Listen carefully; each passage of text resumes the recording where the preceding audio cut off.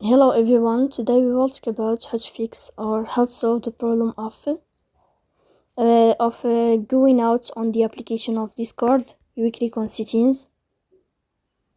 In this page you can click on apps, default apps, app settings. On above you can search about Discord app and you will enter. Then you can click on first stop and you can click OK. After that you will enter to the window of storage. Here you can click clear cache. Don't click clear data because that can cause the errors that can delete your account. So please don't forget to support us by like and subscribe. See you next time in another video, and thank you for your attention and your watching. Goodbye.